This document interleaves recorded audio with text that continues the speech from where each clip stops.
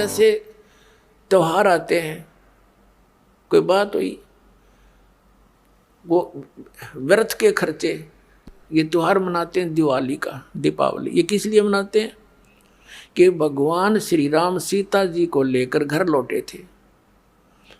और फिर चलो पहले तो देसी घी के दीप जलाए जाते थे, हवन हो जाता था, वो भी बढ़िया बात थी, लेकिन एक दिन हवन कर देने से बात नहीं बनती। अपना रोज लगावे घी की दीप है, रोज हवन करे वो। और जब सीता जी को घर से निकाला, फिर भी मनाओ तुम उसने, फिर भी दिवाली मना रहे हो। सीता तो घर से निकाल दी गई थी जिसके आने की खुशी में, और वो दीप जलाए गए थे, और फिर वह निकाल दी करते। वो तो दुखी हुई, वहाँ जंगल में टाइम पास करा बेचारी ने सह परिवार। और श्री राम घर पे, परिवार उसका जंगल में, चाहे राजा के कुछ भी बना रहो, एक छोटे से नगर का राजा, अयोध्या का राजा था, चाहे राष्ट्रपति बने जाए पूरी पृथ्वी का, जिसका परिवार कहीं रहा कहीं वो जीव सुखी हो सकता है, और फिर भी दिवाली मनावें और दीप जलावें। तो इस तरह की जो क्रियाएं हैं ये परंपरा है, सूझबूझ का कार्य नहीं है। फिर बम छोड़ते हैं त्योहार के दिन, तरह कितना प्रदूषण फैलाते हैं, आग लग जाती है। तो यह परंपरा बनाई तो बच्चे आकर्षित हुए, इसको समाप्त करेंगे धीरे धीरे। और क्या की खुशी, एक भगत कह रहा था, बोला जी नाम लेने के बाद ज्ञान हुआ हमें, और पहली बार त्योहार मनाया हमने अपना। हमने 10 वर्ष हो गए ना दिवाली मना ली, ना तीज त्योहार मनाए, और ना होली मनाई। कारण क्या रहा कि हमारा परिवार है, 5-6 भाई हैं मेरे दादा, उसमें किसी का कोई मृत्यु हो जाती है, कभी हमारे घर में हो जाती है। पिछली बार मेरी बहन विधवा होगी, सारा 1 साल तो फिर मनाना ही नहीं कुछ भी, 1 वर्ष पूरा नहीं हुआ इतना दूसरी घटना घट लेती है। और 10 वर्ष हो गया हमने कोई त्योहार मना कर नहीं देखा। फिर कहाँ गई वो दीपावली। और परमात्मा कहते हैं इसे गंदे लोक में, जैसे नानक साहब जी से कहा था कि आप यहाँ खुशी नजर नहीं आते, मायूस बने रहते हो। तब नानक साहब जी ने कहा था, ना जाने काल की कर डारे, किसी भी ढल जा पासावे, अर्जिन आते सरते मौत खुड़क दी, उन्होंने के डांसावे। एक समय एक लड़के का ब्याह था, पहले दिन डीजे बजा रहे, घर में भी नाचे कूदे, बहन भी उसकी घुड़चड़ी पे उसका जो निकाली हुआ फेरी, वो भी चित्र समाचार पत्र में। अगले दिन विवाह के लिए जा रही थी बारात, वो दुल्हे वाली कार टकरा गई एक टैंकर से, ट्रक से या टैंकर से। 6-7 सदस्य थे, घर के भी थे उसमें 2-3 और वो दुल्हा भी, सारे मर गए। अब फिर टक्कर मार मार कर रो रहे हैं, बाल पाट रही हैं वो बहनें, पहले दिन जो डांस कर रही थी, नाचन कूदने फंड कर रही थी। तो परमात्मा कहते, ना जाने काल की कर डारे, किस भी ढल जा पासा वे, अर्जिन आते सरते मौत खुड़क दी। फिर क्या किया, हंसी यहाँ पर क्या डांस करें, टाइम पास करो, विवाह करो, बच्चों का संयोग जोड़ दो सिंपल वे से। ब्याह तो 2 बालका का होना है, बाकी तो फंड है, हो कितने इकट्ठे कर लो चाहे ना कर लो। तो इस प्रकार हमने इस प्रत्येक परंपरा को रिड्यूस करना है। जैसे हम बहुत सी कथाएं सुना करते थे, उनका कोई सिर पैर नहीं था। हम सुना करते थे कि श्री रामचंद्र जी ने लंका पर चढ़ाई करते समय पुल की आवश्यकता पड़ी, समुद्र पर पुल बनाना था।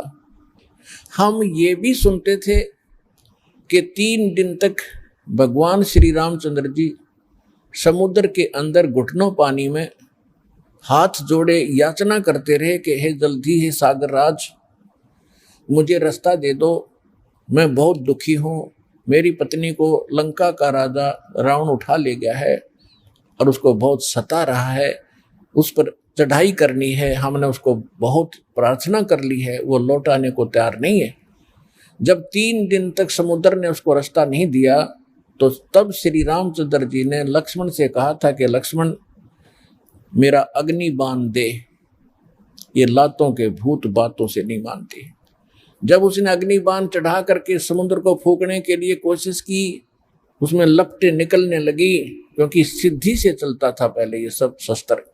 तब कहते समुद्र ने रास्ता दिया, ऐसे सुनते थे। फिर क्या सुनते थे कि नल नील ने समुद्र पर पत्थर रख दिया, उनके हाथों में पावर थी, उनमें शक्ति थी, सिद्धि थी कि उसके हाथ से रखा हुआ पत्थर जल में डूबता नहीं था, और जिस कारण से पुल बना। फिर हम ये भी सुना करते थे नकलियों से कि हनुमान जी ने पत्थरों पर राम का नाम लिख दिया, इसलिए पत्थर तिर गए। प्रथम तो कहते हैं समुद्र ने हाथ जोड़कर रास्ता दे दिया जब रामचंद्र जी ने जलाना चाहा, उसको फूकना चाहा। फिर कहा करते नल नील के हाथों तैरते थे पत्थर, उनके कोई वस्तु नहीं डूबती थी समुद्र पर। फिर कहते थे हनुमान जी ने राम का नाम लिख दिया इसलिए तर गए, पत्थर पुल बन गया। अरे कोई एक तो बताओ, एक पर सेट हो जाओ, किसने एक रहा को किससे होया हो। फिर रामचंद्र कित रह गया था, नल नील से ही पुल बन गया, फिर राम ने कित बनाया वो। अब इसका निष्कर्ष निकलेगा इस कथा से जो दास सुनाने जा रहा है त्रेता युग की। ऐसे प्रश्न करे एक भक्त ने मेरे से, जब गांव गांव में दास सत्संग करने जाता था, वो कहने लगा जी मैं मिलिट्री के अंदर हूं, और मिलिट्री हमारी ज्यादातर पहाड़ी क्षेत्र में रही है। जहां भी मुझे कोई मंडलेश्वर, कोई संत, कोई गुफा में साधु मिला है, मैं उनसे मिलने जाता रहा हूं। और ये एक प्रश्न करता हूं, मैं रामायण का पाठ बहुत करता हूं, और उसमें देखता हूं कि सभी राक्षस मांस खावें, शराब पीवें, ऐसा व्यवहार विचार उनका हो गया था। और वहां पर विभीषण और मंदोदरी, इनके विचार पढ़ते हैं जब रामायण में, तो साधु संतों जैसे, तो इनको ये ज्ञान कहां से आ गया ऐसे बूढ़ी राक्षस नगरी में। तो वो कहने लगा जी मैं सब जगह मंडलेश्वरों के पास जा लिया, पर इस प्रश्न का उन्होंने को संतोषजनक उत्तर नहीं दे पाए, मैं आज तक भटक रहा हूं। तो मैंने कहा भाई इस रोग की दवाई मेरे पास है, अब सुन ले, सुनाता हूं। दास ने सुनाई फिर कथा, जो सत्य कथा है। परमात्मा त्रेता युग में मुनिंदर नाम से आए हुए थे, और काफी दुखी व्यक्ति मालिक की कृपा से, आशीर्वाद से सुखी हुए थे। फिर उनको दाता ये प्रथम मंत्र दिया करते थे। ये प्रथम मंत्र में जो पहले और लास्ट वाले नाम पहले नहीं दिए जाते थे, उनको तो अब बचपन से जब कलयुग आया इस समय ही प्रारंभ करना था। ये कंप्लीट कोर्स अब देना था। पहले तो ऐसा समझ लो कि ये आपको ग्लूकोज लगा दी जब तक सर्जन नहीं आया, और ग्लूकोज से रोगी मरता नहीं लेकिन रोग नाश नहीं होता। तो वो प्रथम नाम देते थे दाता, और ग्लूकोज लगाकर चले जाते थे। अब ये रोग नाश तो अब होना था, ये दास भेजा है इस जन्म मरण के रोग का नाश करने का सर्जन और डॉक्टर, हर तरह की औषधि और ऑपरेशन सारा सिखाकर, सब ट्रेनिंग दे करके अब सब सुख होंगे, आपका जन्म मरण का रोग कटेगा।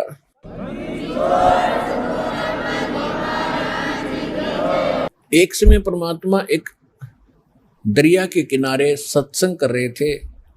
दरिया के किनारे ही उनका एक झोपड़ा था, कुटिया थी, वहां सत्संग किया करते थे। वहां हजारों की संख्या में इधर उधर से भक्त आकर के सत्संग सुनते थे, जो निर्धारित समय किया जाता था, महीने में, 2 महीने में, 6 महीने में।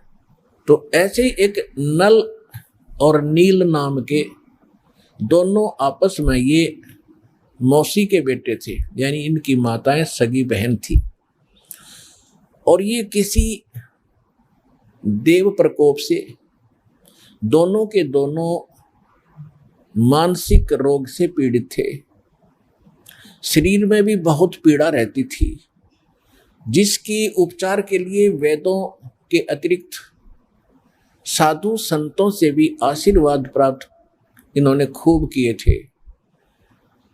और सभी ऋषि महर्षियों ने उनको बता दिया था कि नल और नील, बेटा ये तुम्हारे प्रारब्ध में, यानी तुम्हारी किस्मत में अंकित है ये कष्ट, और इसको बेटा आपने भोगना ही पड़ेगा, कोई विकल्प नहीं। अब बेशक से आत्मा को कोई कितना ही ऐसे संतोष दिलाए कि ऐसा ही होता है, लेकिन इसको मालूम है कि परमात्मा कोई ऐसी पावर है, ऐसी शक्ति है कि वो सब दुख दूर कर सकता है। परमात्मा के गुणों में हम खूब सुनते और सुनाते रहते हैं। इसलिए आत्मा संतोष नहीं पाता है। दुखी व्यक्ति फिर कहीं ना कहीं और किसी से सुनकर भी जाता है। जब वो कति थक लिए थे, दोनों अंतिम फाइनल फैसला मान चुके थे कि अब कहीं ठिकाना नहीं रहा, हमें तो ये तड़प के मरना ही शेष बचा है, और लंबी आयु होती थी।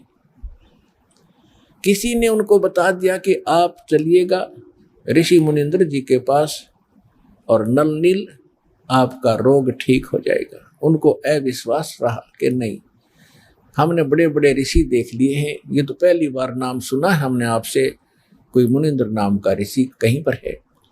तो 1 से 2 से 3 से जब ये बात सुनी, उनका भाग्य उदय हुआ। उनके कहने से वो चले गए कि चलते हैं भाई, और तो कहीं हमने ठिकाना मिला नहीं।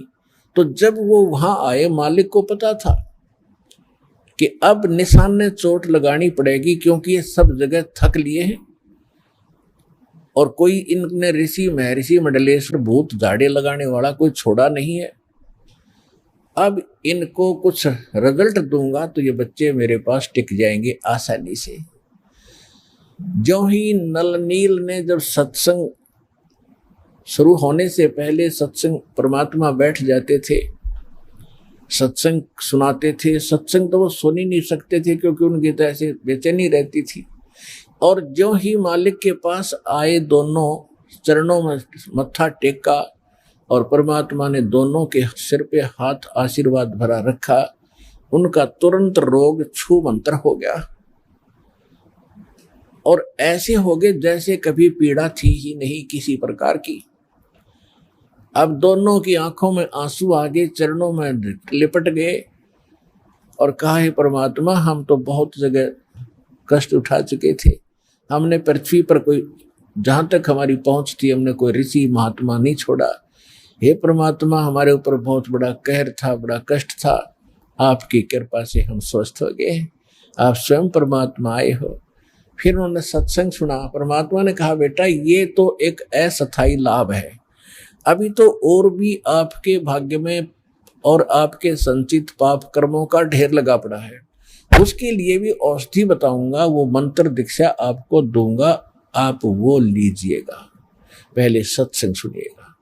फिर सत्संग सुना, दीक्षा ली, फिर गुण गाने लगे भगवान के। जो भी मिला उसी से कहें कि भगवान आए हैं, मुनिंद्र नहीं ये परमात्मा आए हैं, आप चलो। फिर उनकी कोई नहीं माने क्योंकि लोग सुखी थे, केवल दुखी मानता है।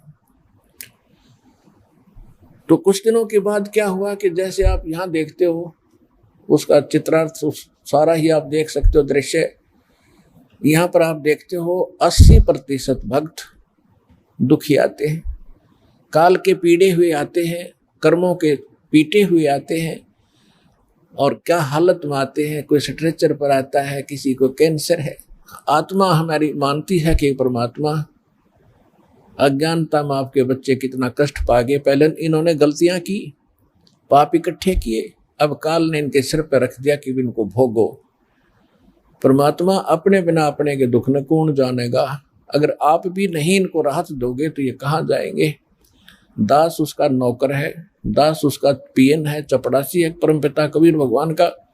आपकी अर्जी उसकी टेबल पर रख देता हूँ, वो तो जानी जान है किसकी स्वीकार करनी है, किसकी ना करनी है, किसके दिल में दोष है, कौन सच्चे आत्मा से पुकार रहा है, वो मालिक देखता है।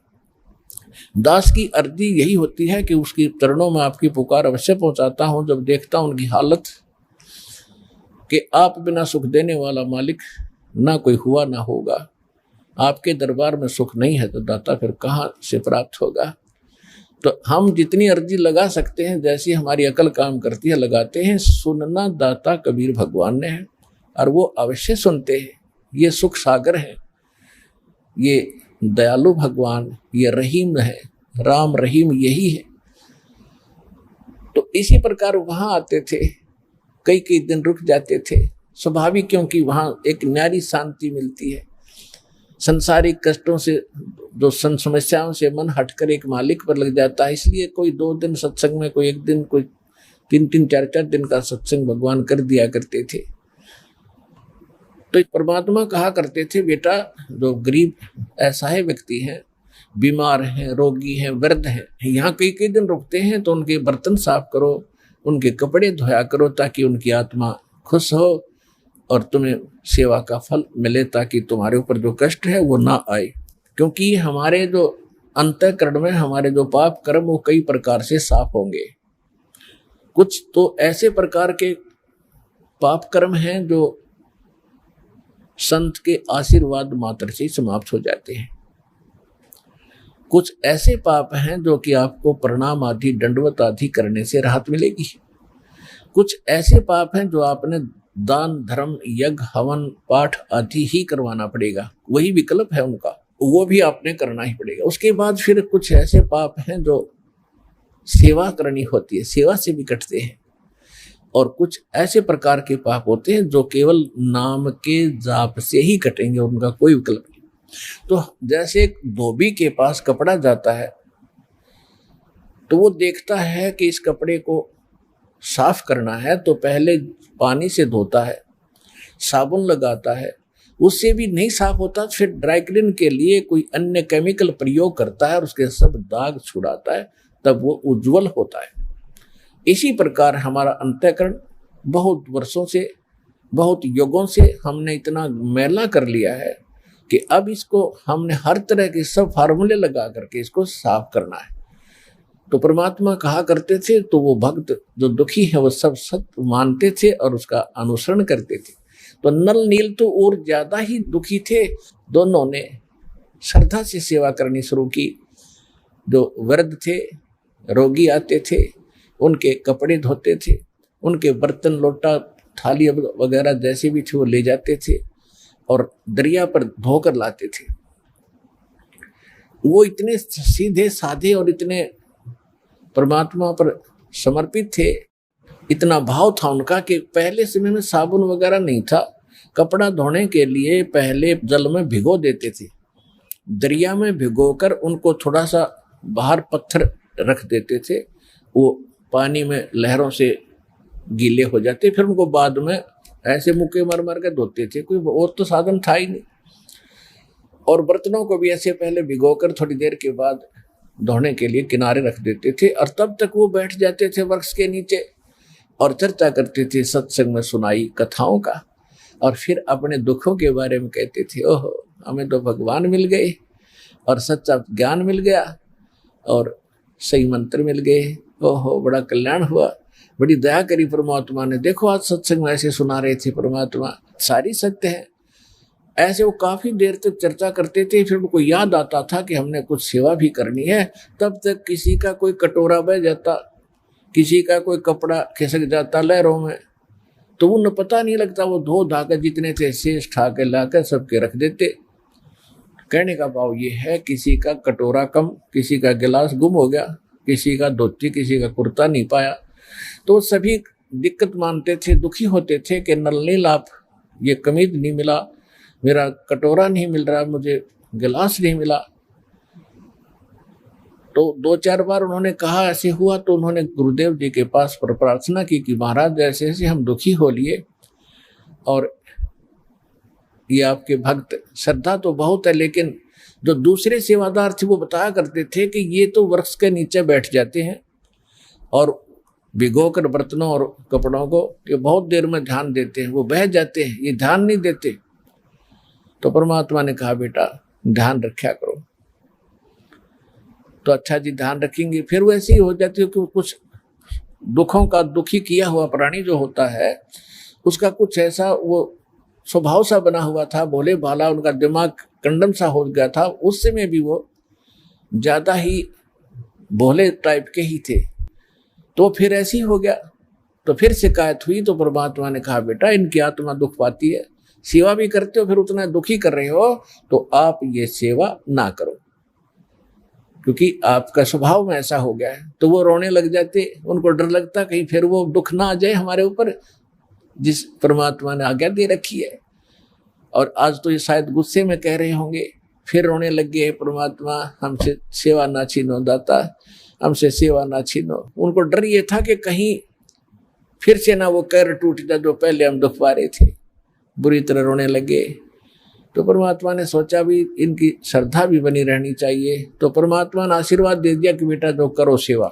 आज से तुम्हें आशीर्वाद दे दिया है कि तुम्हारे हाथ से चाहे तुम लोहा भी रख देना, और तो छोड़ो पत्थर, ये तो कुछ हो, चाहे पत्थर भी रख देना बेटा, जल में नहीं डूबेगा। तो वो दोनों जाकर फिर देखने लगे। उन्होंने पत्थर उठाकर रखा सबसे पहले, वो नो का नो पत्थर खड़ा रहा, जहां रखा था वहीं टच से मस नहीं हुआ। उन्होंने उठाया तो हटा, तो और देखने लगे भगत, एक बार फिर रखिए वही नल नील। उन दोनों ने फिर रखा, उसके ऊपर खड़े हो गए पानी में, और तब भी नहीं नीचे को गया। तो सब जगह होने लगी वह नल नील, मतलब बहुत भगवान ने शक्ति दे दी। तो इस प्रकार फिर वो क्या करते थे, जो भी कपड़ा जहां रख दिया पानी में, जिस सतर में डबो कर रख दिया तो वही रहा वो। चाहे उसमें कांसी के थाली बेले होते थे, कांसी धातु के, और कांसी तो अमूमन डूबती है पानी में, तो वो भी रख दिया तो वो भी नहीं डूबा। तो इस प्रकार ये जो उनको शक्ति प्राप्त हुई थी, कबीर परमेश्वर उर्फ मुनिंद्र जी की रजा से वो शक्ति, वो सिद्धि प्राप्त थी, जिस कारण से समुद्र पर वो पत्थर नहीं डूबते थे। अब प्रश्न दूसरा उनका ये था कि श्रीलंका में जहां राक्षसों का पूरा ग्रुप था, और मंदोदरी और विभीषण, इनके पास ऐसा ज्ञान कहाँ से आ गया? वो इतना समझा रही अपने पति को कि ऐसा ना करो, ऐसा हो जाएगा, ये ऐसी है, ये आम वर्ष औरत नहीं है, ये भगवान की पत्नी है, और रावण मान नहीं रहा। तो इसका उत्तर अब आपको देते हैं। परमेश्वर जब कबीर जी मुनिंदर नाम से त्रेता में आए हुए थे, इनका अपना विधान है, गोता मारूं स्वर्ग में और जा बैठूं पाताले, गरीबदास ढूंढता फिरूं अपने हीरे मोती लाले। अब 100 साल छिदर मैं करूं अपने जन के काज, अरणक से पूजो मार दूं मैं नरसिंह धर लूं साज। नदन के रूप बना लूं अपने बच्चे के लिए। तो परमात्मा एक साधु ऋषि रूप में थे ही, श्रीलंका में पहुंच गए, और वहां पर एक चंद्र विजय नाम का एक भाट था, भाट, और उसके परिवार में पुत्र पुत्री, पुत्र वधू, पत्नी, कुल मिलाकर 16 सदस्य थे। और जो चंद्र विजय भाट था वो रावण के पास जाता था। ये भाट लोग क्या करते थे कि अपनी रोजी रोटी के लिए राजाओं के पास जाते थे, राजा लोगों का वो मनोरंजन कराते थे, रिक्रिएशन कराते थे, ऐसे उनके गुण गाते थे, आप राजाधिराज हो, आपके राज में सब सुखी हैं, आपका बड़ा गुणगान हो रहा है, आप बड़े महापुरुष हो, और कुछ चुटकुले आदि सुनो कर उनको प्रसन्न रखते थे, गाने गुने गाते थे, गीत सुनाते थे, और राजा लोग उनको उसके प्रतिफल में कुछ इनाम देते थे। इसी प्रकार उसकी पत्नी का नाम था करमवती, और वो मंदोदरी रानी के पास जाती थी, रानी का मनोरंजन कराती थी, ऐसे बुढ़ी अच्छी कहानी कथा सुनाकर, अश्लील बातें सुनाकर रानी को खुश रखती थी। रानी उसको इनाम दे देती थी मंदोदरी। इस तरह उनका गुजारा निर्वाह चल रहा था। एक दिन परमात्मा उस चंद्र विजय भाट के घर से थोड़ी सी दूरी पर, पहले जंगल बहुत होते थे, यानी वन बहुत होते थे, और वनों में ही कहीं कहीं झोंपड़ी सी सबकी अलग अलग होती थी।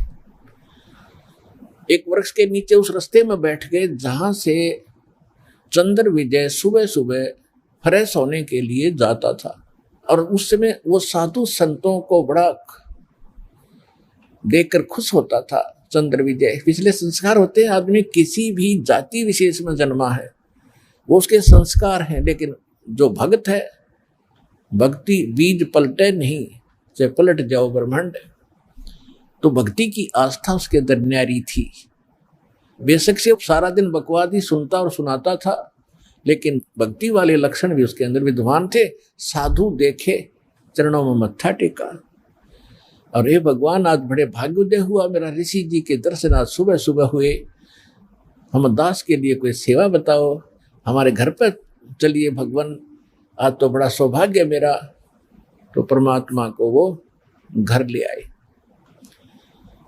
परमात्मा गए इसलिए थे, उनके झोपड़ी के सामने बैठ गए और लगे सत्संग सुनाने। चंद्र विजय ने तो उसी दिन दीक्षा ले ली, लेकिन परिवार के सदस्य कहने लगे महाराज हम अभी नहीं मानेंगे आपकी बात, हम तो भगवान शंकर के पुजारी हैं, क्योंकि रावण राजा शंकर का पुजारी था तो जनता ने तो होना ही था, हम अभी नहीं मानेंगे आपकी बात को। परमात्मा फिर गए, कभी कभी रह रह कर जाते रहे, कथा सुनाते रहे, फिर घर में सुख होने लगे जो पहले शंकर जी की पूजा से नहीं हो रहे थे। फिर धीरे धीरे 16 के 16 सदस्यों ने वह दीक्षा प्राप्त कर ली। अब पहले तो वो कर्मवती जाती थी मंदोदरी के पास, तो कैसी बकवाद सुनाया करती थी, गंदी छटोरी अश्लील बातें कहानी सुनाकर उसको खुश करती थी।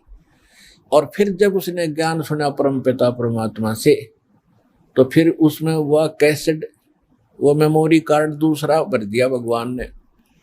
अब फिर वो लगी बोलने ये राम कथा अमर कथा, ये परमात्मा का ज्ञान सुनाने लगी।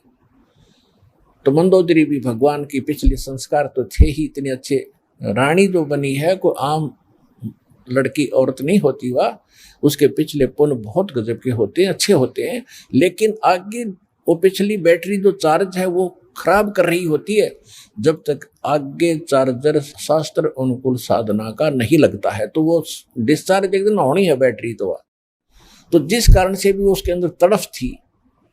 तो मंदोदरी कहने लगी है कर्मवती, तेरे अंदर तक गोबर भरा था सारा, और तू तो सारी बकवाद सुनाया करती थी, और ये अच्छी बातें तेरे अंदर किसने फीड कर दी, मैंने उस आदमी का नाम बता, तेरे को तो सुधारना बड़ा मुश्किल था, और तू आज इतनी बढ़िया बात बता भगवान के सत्र की, मैंने ये बता किसने भरा तेरे अंदर ये अच्छा माल। तब उसने बताया कि हमारे घर एक ऋषि आते हैं, उनका नाम मुनिंद्र जी है, और बहुत अच्छी कथा सुनाते हैं, उनके मुख से सुन लेगी तो रानी आप तो गदगद हो जाओगी। तो मंदोदरी ने कहा कि अब के जब तेरे गुरुजी आवे तो मेरे पास बुला के लाना। परमात्मा ने जाना ही था, तो मंदोदरी रानी थी, रानी को एक नौकरानी का आदेश था, तो उसने सबसे पहले यही प्रार्थना रखी कि प्रभु हमारी राजा की रानी बहुत अच्छी है, मंदोदरी नाम है, और वह कह रही थी कि आपके गुरुजी को यहाँ बुला के लाना, मैं विचार सुनूंगी उनके। परमेश्वर ने कहा बेटा देखो आप नौकरानी और वो रानी, और मैं वहां जाऊं, इसका पति जो रावण है वो महाभिमानी, और बेटी वहां जाने से मुझे कुछ वो कह देगा, मैं तो कुछ नहीं कहूंगा, लेकिन भगवान दुखी हो जाएगा। एक नियम है, परमात्मा कहते हैं अपना विधान स्वयं बताते हैं कि कबीर कहे अपने साधकों के मेरा संत ना दुखाइयो कोई, और संत दुखाए मैं दुखी, मेरा आपा भी दुख होए। और फिर दूसरी बात है कि साधु संतों को बुलाया नहीं करते, उसको बोल देना, साधु संतों के पास खुद आया करते। कर्मवती को इतना ज्ञान सुन रखा था कि साधु को बाई ऑर्डर बुलाने से अगर वो आ भी गया और आशीर्वाद नहीं देगा, लाभ नहीं देगा, तो फायदा क्या होगा। तो मंदोदरी को जाकर के कर्मवती ने कहा कि महारानी हमारे गुरुजी आए हुए हैं, लेकिन ऐसा है कि संत को बुलाना नहीं चाहिए, उनसे आशीर्वाद प्राप्त करने के लिए स्वयं जाना चाहिए, इससे ज्यादा लाभ होता है। वो तो भगवान थी, कहने लगी ठीक है वाह कर्मवती मैं तेरे साथ चलूंगी। वो रानी स्वयं आई, मालिक के दर्शन किए, ओए होए, कहते हैं साधु दर्शन राम का, और साहेब आवे याद, और लेखे में वाहे गड़ी, बाकी का समय बर्बाद। फिर कहते हैं साधु दर्शन राम का मुख पर बसे सुहाग, और दर्श उन्हीं को होते हैं जिनके पूर्ण भाग। मंदोदरी के पूर्ण भाग थे, भगवान मिले, परमात्मा का ज्ञान सुना। कुछ कर्मवती से सुन रखा था मंदोदरी ने, और फिर भगवान के मुख से सुना तो जल्दी असर हो गया। दीक्षा की प्रार्थना की, मालिक ने दीक्षा दे दी, शिक्षित हुई। उसके बाद उसने कथा सुनानी शुरू की अपने पति से। स्वाभाविक होता है, अगर पति को ज्ञान होता है तो सबसे पहले वो चाहता है मेरी पत्नी माने, इसका भी कल्याण हो। दुर्भाग्य है वो ना मानती, उसके कर्म उसके साथ हैं। फिर सोचता है मेरे बच्चे भी इस मार्ग को ग्रहण करें। ठीक है, मंदोदरी ने इसी उद्देश्य से रावण से कहा कि जी ऐसे ऐसे एक बड़े महापुरुष आते हैं और भगवान शंकर से भी ऊपर बहुत बड़ी शक्ति बताते हैं। साधु संत झूठ नहीं बोलते होते। पहले ये विश्वास किया जाता था कि संत जो शब्द बोल रहे हैं वो सच्ची है, और इसी आधार से जब श्री कृष्ण जी और अर्जुन एक वेश बदलकर गए थे राजा मोरध्वज के घर पे, जिस दिन अपने पुत्र ताम्रध्वज को राज तिलक दे रहे थे मोरध्वज जी, और उसमें एक यज्ञ किया जाता था, और यज्ञ में आने वाले साधु संतों की सभी मनोकामना पूर्ण करनी होती थी, तभी वो सफल मानी जाती थी। ये दोनों साधु संत रूप बना के और एक माया रूपी शेर बना के सिंह वो साथ ले गए। तो मोरध्वज और ताम्रध्वज और उसकी पत्नी थी वह मोरध्वज की, ताम्रध्वज की माँ, उन तीनों को पता चला तो नौकरों से कहा कि बुला के लाओ साधु संतों को, भोजन कर लेंगे। उन्होंने कहा कि नहीं, वो रानी और राजा स्वयं आए हमें यहाँ लिवाने के लिए, तब हम उसके घर पे कदम रखें। तो तीनों जने, पुत्र भी, रानी भी, राजा भी, उन साधु रूप में विराजमान श्री कृष्ण और अर्जुन, और साथ में उनका शेर खड़ा, उनको लिवाने के लिए मोतियों के थाली भरकर लेकर गए।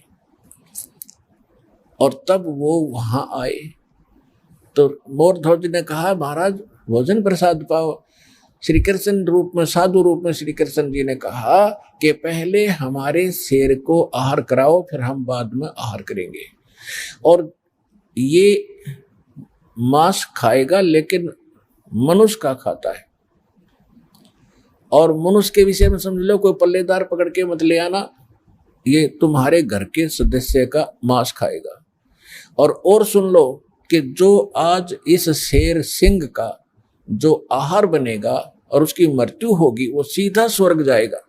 अब उस समय इतना विश्वास किया जाता था कि संत जो कह रहा सत्य है, और इस सत्य को मानकर मोरध्वज चाहता है कि आज मेरा दाव लगे।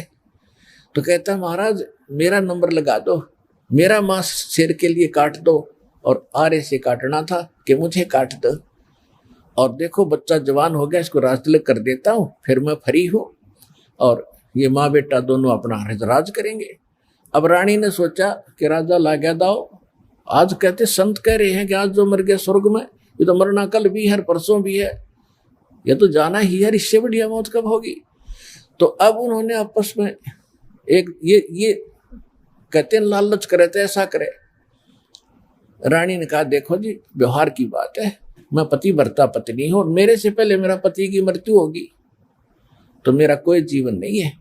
मेरा काम पूरा हुआ, इनको संतान की आवश्यकता थी, संतान इनको दे दी, ये बच्चा जवान हो गया, इसका विवाह करो। खाना बनाने वाले इनके पास नौकर हैं, और लड़का अभी बालक है, आपकी गाइडेंस की इसको जरूरत है राजकाज में, और मेरा काम पूरा हुआ, मेरा नंबर लाओ जी। अब उनको पक्का पता था कि जो साधु कह रहे सच्ची है, तो उस समय इतना विश्वास था। फिर ताम्रध्वज ने खुद कहा कि नहीं जी, मैंने आपकी सेवा क्या की आज तक, तो आपने पाला ही पोसा हूं, मेरे ऊपर आपका भार बना हुआ, आपके स्थान पर मैं अपना मांस दूंगा, शेर को अपनी जान दूंगा। तो कहने का भाव ये है कि पुण्यात्माओं, साधु संतों के वचनों पर विश्वास किया जाता था। इसी आधार से परमात्मा ने जो मंदोदरी को कहा था कि तुम्हारे शंकर से ऊपर एक और परम शक्ति है, ये तो नाशवान है, इनके द्वारा दिया गया जो सुख है अक्षीणिक है, ये आपके प्रारब्ध के कर्म को नहीं काट सकते। मंदोदरी ने सारी सच्ची मानी क्योंकि साधु कह रहे थे, दूसरी बात नहीं, फिर बातें खत्म होगी। ये तो बात कोई बताने वाला मिलता ही नहीं था, उस समय तो ये सारे नकली थे, उनकी बातों को हम ऐसे ही दृढ़ता से मानते रहे। अब मंदोदरी ने फिर वो लंकापति रावण को सुनाना चाहा। रावण के अंदर तक गोबर भरा था, अहंकार शक्ति का, शंकर भगवान की पूजा करके सिद्धियां प्राप्त कर रखी थी, और मांस खावा शराब पीवा उसका यह अच्छी बात कैसे स्वभाव है।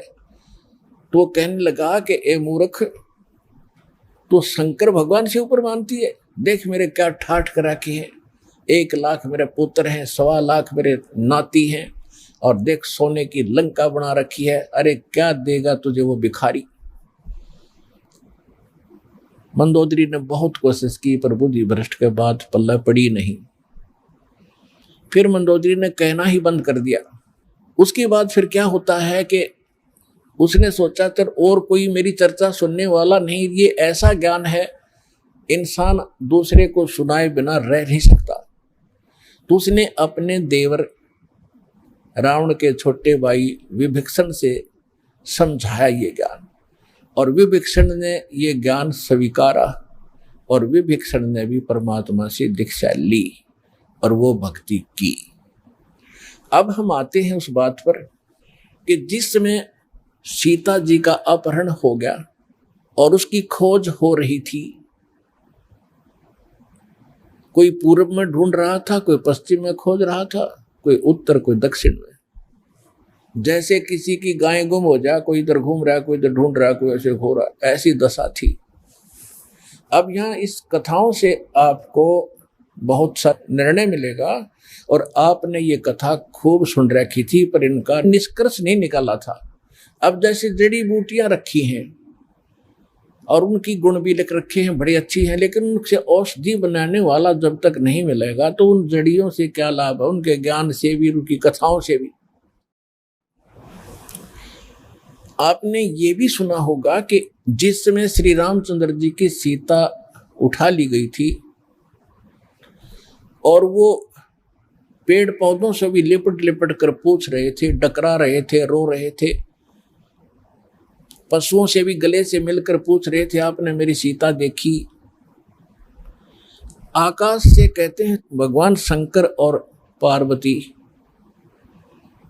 ऊपर से देख रहे थे कि नीचे कौन रो रहा है। तो भगवान शंकर ने उनको प्रणाम किया ऊपर से ही, क्योंकि ब्रह्मा विष्णु शिव ये 3 भाई हैं। ब्रह्मा जी बड़े हैं, विष्णु जी बीच वाले हैं, शंकर जी सबसे छोटे हैं। और पार्वती जी तो शंकर भगवान को सुप्रीम पावर मानती थी, एक तो पति परमेश्वर, फिर महादेव नाम से जाने जाते थे। तो पार्वती जी ने कहा कि आप महादेव होकर के किसको नमन कर रहे हैं?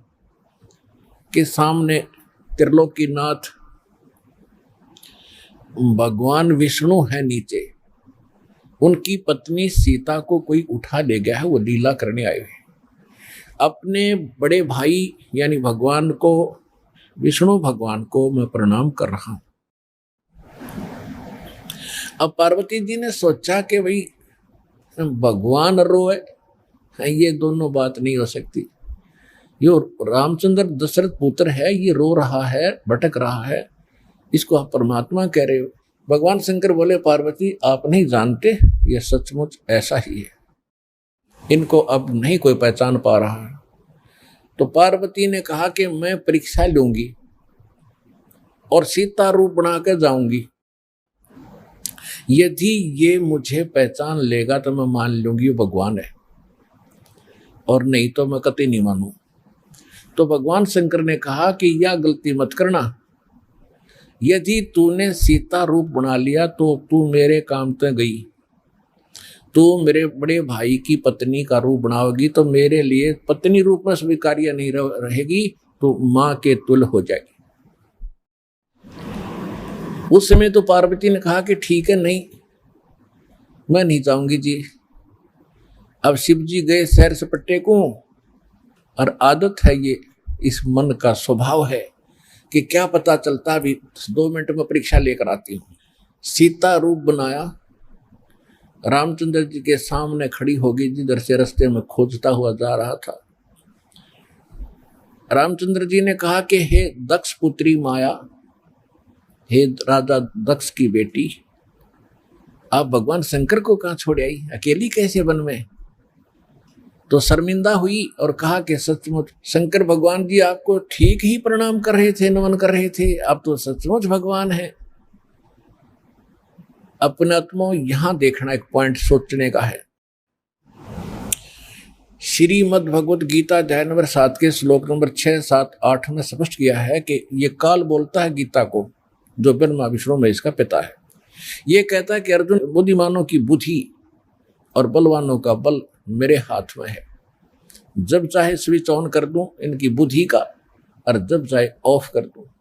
जैसे महाभारत के अंदर अर्जुन को ताकत दे दी और लाखों लोगों का नाश कर दिया उस काल से प्राप्त शक्ति से, और फिर वही अर्जुन जब श्री कृष्ण जी का निधन हो गया था, हत्या हो गई थी, और सारे यादव आपस में लड़ मरे थे, उनकी पत्नियों को लेकर आ रहा था, रास्ते में जंगली लोगों ने, भीलों ने अर्जुन को पीटा, लूटा, और वही धनुष जिसे महाभारत का युद्ध जीता था वो साथ लिए रहता था उसको, और उस दिन उसके हाथ नहीं उठे, खड़ा खड़ा कांपा वो। जब सारा काम हो लिया, वो भील भ्याल पीट कर लूट कर कुछ औरतों को भी ले गए और चले गए, तब अर्जुन कोस रहा श्री कृष्ण जी को कि श्री कृष्ण बड़ा धोखेबाज था, इसने हमारे साथ बड़ा धोखा किया है। पहले तो मुझे शक्ति दे दी और ना जाने कितने जीवों का नाश करा मैंने, और आज मैं खड़ा खड़ा पिट रहा हूँ, वही अर्जुन हूँ और वही गांडी धनुष है मेरे पास, आज ये मेरे से प्रतिज्ञा भी नहीं चढ़ाई जा रही इसकी। तो परमात्मा ने बताया कि ना श्री कृष्ण धोखेबाज था, ये सारे इस काल के अधीन हैं, इसके रिमोट से चलते हैं। तो उसी ने, काल ने जब विनाश करना था महाभारत का, तो अर्जुन को ताकत दे दी और फिर वापस ले ली, उसने अपना काम करा दिया जो करना था नाश। अब अर्जुन कितना पिट्टो। इसी प्रकार ये कहता है बुद्धिमानों की बुद्धि मेरे पास है। अब जब श्री रामचंद्र जी की खुद पत्नी गुम थी, उसका तो पता नहीं उसने कौन उठा लेगा, ढूंढते फिर जैसे गायें गुम हो जाया करे। हर वह पार्वती पछाड़ दी, तू तो पार्वती है, सीता नहीं है, तो वहां उसकी ऑन कर दी और फिर ऑफ कर दी, खा धक्के। अब क्या होता है, अब हनुमान जी ने छलांग लगाई, एक सिद्धि है जो आकाश में उड़ जाने की प्राप्त हो जाती है। आकाश मार्ग से जाके वो लंका में प्रवेश हुआ हनुमान जी। उनको कुछ आभास हो गया था, किसी जटायु नाम के एक पक्षी ने बता दिया था कि लंका का राजा रावण उठा कर ले गया, इसलिए वहां जाने की और किसी में हिम्मत नहीं थी। सूरवीर बलवान थे, हनुमान जी ने कहा कि मैं जाऊंगा तो कुछ ऐसी निशानी दो मुझे ताकि मुझे पहचान सके कि मैं ऐरा गहरा व्यक्ति नहीं हूं, मुझ पर विश्वास करे माता। तो कहते हैं रामचंद्र जी ने अपनी छाप दे दी, अंगूठी निकाल के उस पर नाम लिखा था उनका, और उसको सीता खूब पहचानती थी। उधर से सीता को घना दुखी कर ही रखा था, सता रखा था रावण ने, एक नौलखे बाग में छोड़ रखा था और उससे रोजाना यातना दिलाता था और अपनी पत्नी बनने की स्वीकृति वो उससे करवाना चाहता था, वो उसने स्वीकार नहीं की। और रावण को एक श्राप लगा हुआ था कि तू कभी किसी औरत के साथ बलात् नहीं कर सकेगा, स्वेच्छा से कोई संपर्क हो तो वो अलग बात है, लेकिन तू किसी का ऐसे जबरदस्ती नहीं कर पाएगा, नहीं तो गल जाएगा तू। इस डर से वो जबरदस्ती नहीं कर पा रहा था और उधर से उसको पीड़ित कर रहा था कि स्वयं यश कर दे, लेकिन वो सीता ने नहीं किया था। एक वृक्ष के नीचे बैठी थी और अपने कर्मों को कोस रही थी। छोटा सा रूप बनाकर एक बंदर का हनुमान जी उसी वृक्ष के ऊपर बैठ गए थे। यातना देने के लिए औरतें आई थी तो भी उसने देखा था। जब वो चली गई उसके बाद फिर हनुमान जी ने ऊपर से वह अंगूठी डाल दी। वो तो राजदूत बनकर गए थे। जब अंगूठी देखी सीता ने तो आपने कथाएं खूब सुन रखी हैं, ज्यादा ना सुना।